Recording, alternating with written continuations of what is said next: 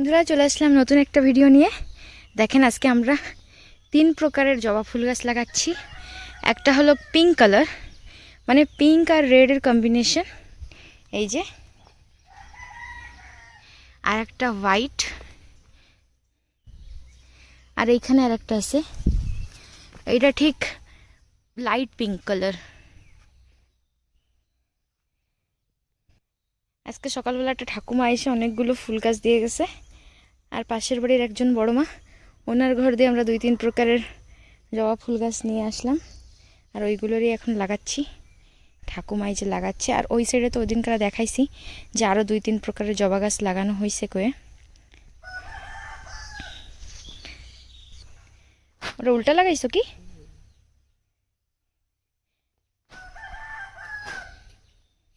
এই গাছগুলো জলদি হয়ে যাবে না ফুল যদি বাঁচে?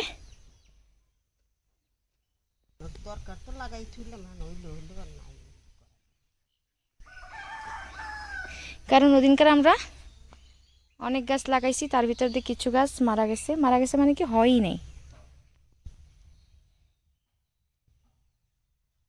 জবা ফুল গাছ লাগাইতে দিচ্ছি, হবে কবে হবে? হবে বর্ষা পড়লে হবে।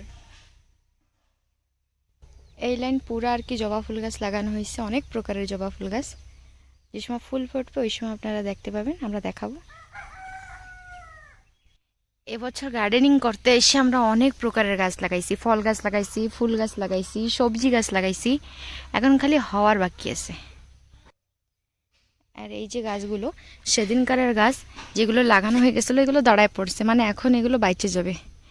বাড়ির ভিতরেও আমি অনেকগুলো গাছ লাগাইছিলাম, গেন্দা গাছ, আগে 2 মাস আগে।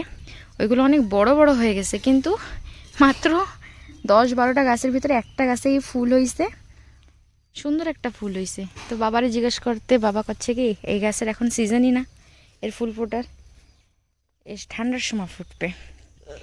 আর এই যে আমাগো সেই বেগুন গাছ, ওইগুলো অলমোস্ট দাঁড়ায় পড়ছে, কিছুদিন পরে পাতা ছাড়বে মনে হয়। পাতা ছাড়াও চালু করে দিচ্ছে, দেখেন পাতা ছাড়াও চালু করে দিচ্ছে। পোকা লাগতেছে, এতে একটু নিমের স্প্রে করলে ঠিক হবে।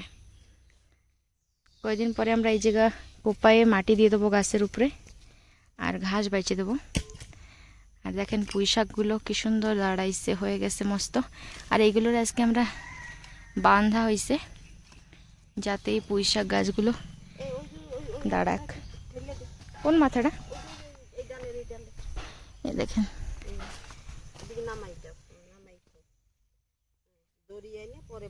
এগুলোর বাঁধে রাখবো, তাহলে এই জায়গাটা ঠেকনা টাইপকা হয়ে যাবে আর এই গাছগুলো উঠতে পারবে। আমরা কিছুদিন পরে এই জায়গাতে তুলতে পারবো না পুঁই শাক।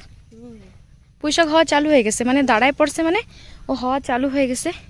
কিছুদিন পরে আমরা কাইটে সবজি ঘরে নিয়ে খাইতেও পারবো। দেখেন কি সুন্দর হয়েছে।